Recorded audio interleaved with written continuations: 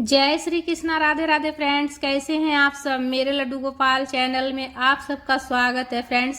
आज मैं आप सबके साथ शेयर करूंगी देवशयनी एकादशी की पूजा विधि फ्रेंड्स। आषाढ़ मास में शुक्ल पक्ष में देवशयनी एकादशी का त्यौहार मनाया जाता है और इस दिन जो है ना श्री हरि विष्णु भगवान जी 4 महीने के लिए सो जाते हैं और फिर देव उठनी एकादशी के दिन जगते हैं। कार्तिक मास में शुक्ल पक्ष में देव उठनी एकादशी के दिन श्री हरि जगते हैं। देवशयनी एकादशी के दिन प्रभु को कैसे सुलाएंगे और उनकी पूजा कैसे करेंगे, आज के वीडियो में मैं आप सबके साथ शेयर करने वाली हूँ कि पूजा कैसे करनी है, उस दिन पूजा में क्या चढ़ाएंगे और श्री हरि विष्णु भगवान जी को उस दिन कैसे सुलाएंगे देवशयनी एकादशी के दिन। तो सबसे पहले देखिए, पूजा की एक चौकी लगा लेंगे, उस पर पीले कपड़े का आसन देकर, पुष्प का आसन देकर विष्णु भगवान जी की तस्वीर हो या मूर्ति हो विराजित कर लीजिएगा और गणेश जी को विराजित कर लीजिएगा। कथा की पुस्तक हो तो उसको भी रख लीजिएगा पूजा में पढ़ने के लिए। उसके बाद सबसे पहले हम दीपक प्रज्वलित कर लेंगे। दीपक घी अगर हो तो आप घी का प्रज्वलित कर लीजिएगा, अगर नहीं हो तो आप तिल का कर लीजिएगा, लेकिन कोशिश कीजिएगा अगर हो तो आप जो है ना घी का प्रज्वलित कर लीजिएगा। इसलिए कि देवशयनी एकादशी जो है ना बहुत ज़्यादा महत्व रखता है फ्रेंड्स। इस दिन जो है ना प्रभु सो जाते हैं 4 महीने के लिए। तो सबसे पहले दीपक प्रज्वलित कर लेंगे। दीपक तिल का आसन देकर हम दीपक को रखेंगे और सबसे पहले दीपक प्रज्वलित कर लेंगे, इसलिए कि हमारी पूजा का साक्षी दीपक होता है। तो इसलिए सबसे पहले हम दीपक प्रज्वलित कर लेंगे फ्रेंड्स। उसके बाद हम जो है ना विष्णु भगवान जी के बाल स्वरूप होते हैं लड्डू गोपाल जी, तो उनको सबसे पहले हम स्नान कराएंगे। तो पूजा के लिए हमने एक स्टील का प्लेट लिए, उसमें स्वास्तिक बना लिए हमने पीला चंदन से और तुलसी पत्ता का आसन देंगे और लड्डू गोपाल जी को विराजित करेंगे। और सबसे पहले हम जल में, स्वच्छ जल में गंगा जल मिलाया हुआ जल से स्नान कराएंगे। उसके बाद कच्चा दूध से, गाय के कच्चा दूध से स्नान कराएंगे। आप चाहे तो पंचामृत स्नान भी करा सकते हैं इस दिन, गंधोदक स्नान भी करा सकते हैं, गाय के कच्चे दूध से भी करा सकते हैं।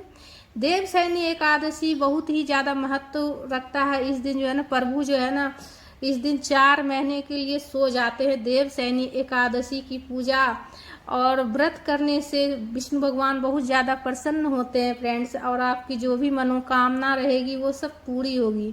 देवशयनी की एकादशी के दिन जो है ना तुलसी का बीज भी बोया जाता है। उस दिन अगर आप तुलसी की बीज जमीन पर या फिर गमला में भी बोते हैं तो बहुत ही ज़्यादा अच्छा होता है। इससे श्री हरि विष्णु भगवान जी बहुत ज़्यादा प्रसन्न होते हैं।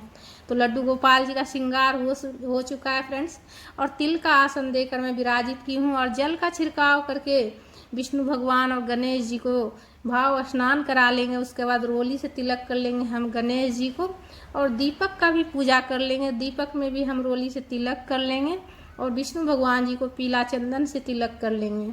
तो इस दिन फ्रेंड्स जो है ना देवशयनी एकादशी के दिन जो है ना आप जो है ना तुलसी का बीज अगर हो तो आप, या तुलसी का पेड़, ऐसे तो तुलसी का बीज बोया जाता है, अगर नहीं हो तो अगर बीज तो आप पेड़ भी लगा सकते हैं। इस दिन तुलसी का बीज जो है ना लगाया जाता है, गमले में या जमीन में बोया जाता है, तो बहुत ही शुभ होता है फ्रेंड्स। अगर आप घर में गमले में या जमीन में बीज बोते हैं तो इससे विष्णु भगवान बहुत ज़्यादा प्रसन्न होते हैं। घर में कभी किसी चीज़ की कमी नहीं रहती है फ्रेंड्स। तुलसी माता लक्ष्मी का स्वरूप माना गया है तुलसी माता को।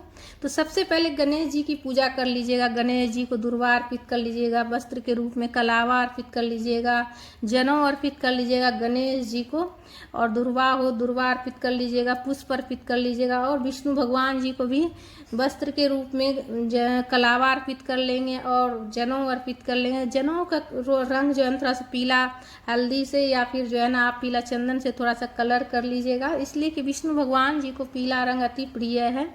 तो पुष्प अर्पित कर लेंगे। अगर पीला रंग का फूल हो तो अच्छा है, नहीं तो आप जिस भी कलर का हो आप चढ़ा लीजिएगा। पीला रंग इसलिए मैं बोल रही हूँ कि विष्णु भगवान जी को पीला रंग बहुत ज़्यादा प्रिय है। इत्र हो तो इत्र लगा लीजिएगा लड्डू गोपाल जी को और विष्णु भगवान जी को। लड्डू गोपाल जी विष्णु भगवान जी के ही बाल स्वरूप है फ्रेंड्स। उसके बाद हम तिल चढ़ा लेंगे। अक्षत का प्रयोग नहीं करना है पूजा में। इस दिन अक्षत का प्रयोग नहीं किया जाता है पूजा में। एकादशी के दिन अक्षत नहीं चढ़ाना चाहिए। उसके बाद सबसे पहले हम गणेश जी को भोग लगाएंगे। बतासा का मैं भोग लगा रही हूँ। और इस दिन जो है ना किशमिश का भोग लगाया जाता है, दाख, जिसे दाख कहा जाता है। दाख और किशमिश दोनों एक ही होता है फ्रेंड्स। तो इस दिन जो है ना देवशयनी एकादशी के दिन किशमिश का भोग जरूर लगाइएगा। विष्णु भगवान जी को, श्री हरि को, विष्णु भगवान जी को किशमिश का भोग जरूर लगाइएगा। जल का भोग लगा लीजिएगा, सीजन का जो भी फल हो उसका भोग लगा लीजिएगा। और विष्णु भगवान जी के भोग में आप तुलसी पत्ता जरूर दीजिएगा। तुलसी पत्ता उस दिन नहीं तोड़िएगा, एकादशी के दिन नहीं तोड़िएगा। आप एक दिन पहले ही तुलसी पत्ता तोड़ कर रख लीजिएगा। एकादशी के दिन तुलसी पत्ता नहीं तोड़ी जाती है फ्रेंड्स। और उसके बाद धूप प्रज्वलित करके धूप भी दिखा लीजिएगा। उसके बाद पूजा में आप कुछ दक्षिणा जरूर रखिएगा। दक्षिणा रखने से अगर पूजा में कुछ कमी रहती है तो उसकी पूर्ति हो जाती है फ्रेंड्स। उसके बाद हाथ में पुष्प लेकर कथा की पुस्तक हो तो कथा पढ़ लीजिएगा। अगर कथा की पुस्तक नहीं हो तो आप फोन में भी कथा सुन सकते हैं, किसी पंडित ब्राह्मण से भी सुन सकते हैं फ्रेंड्स। तो कथा जरूर सुन लीजिएगा, या फिर कथा की पुस्तक हो तो जरूर पढ़ लीजिएगा फ्रेंड्स। और पूजा में जो दक्षिणा रखे हैं वो किसी पंडित ब्राह्मण को आप जो है दान कर दीजिएगा। अगर एकादशी के दिन दान नहीं करते हैं तो आप द्वादशी के दिन जरूर दान कर लीजिएगा फ्रेंड्स। द्वादशी के दिन जो है ना पारण से पहले ब्राह्मण को कुछ दान दक्षिणा देकर ही पारण कीजिएगा। कथा पढ़ने के बाद हाथ में जो पुष्प है वो प्रभु के चरणों में अर्पित कर लीजिएगा। उसके बाद आप आरती कर लेंगे, आपका आरती कर लीजिएगा। आरती करने के बाद ही जो है ना पूजा पूर्ण होती है। कपूर से आरती कर सकते हैं या फिर दीपक प्रज्वलित करके भी आप आरती कर सकते हैं फ्रेंड्स। सबसे पहले गणेश जी की आरती कर लीजिएगा, गणेश जी की आरती गाते हुए। उसके बाद श्री हरि विष्णु भगवान जी की आरती गाते हुए आरती कर लीजिएगा फ्रेंड्स प्रेम पूर्वक। उसके बाद जो है ना आप हाथ में जल लेकर, सीधे हाथ में जल लेकर आचमनी कर लीजिएगा। आचमनी करने के बाद ही पूजा पूर्ण होती है। 3 बार स्त्रिका से हाथ घुमाते हुए, दीपक के चारों ओर हाथ घुमाते हुए आचमनी करके जो हाथ वाला जल है वहीं चौकी के पास नीचे आप किसी पात्र में आप छोड़ दीजिएगा।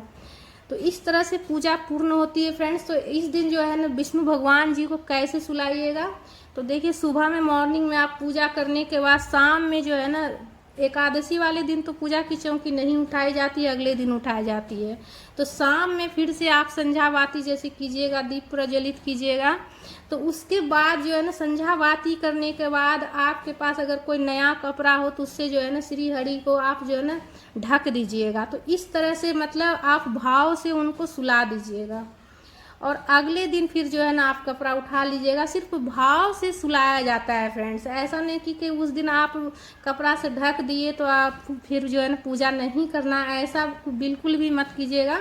सिर्फ भाव से उनको आप जो है ना देवशयनी एकादशी के दिन जो है ना आप उनको सुला दीजिएगा। फिर अगले दिन फिर से पूजा कीजिएगा फ्रेंड्स। तो इस तरीका से जो है ना भाव से सुलाया जाता है। देवशयनी एकादशी के दिन भाव से सुलाया जाता है।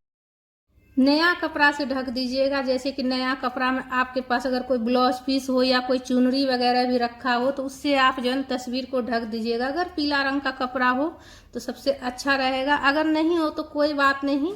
जो भी जैसे कि पूजा का चुनरी हो या फिर नया रंग का कपड़ा, जो भी शुभ कलर के कपड़े हों तो उससे आप जो है ना आप ढक दीजिएगा शाम में संध्या बाती करने के बाद।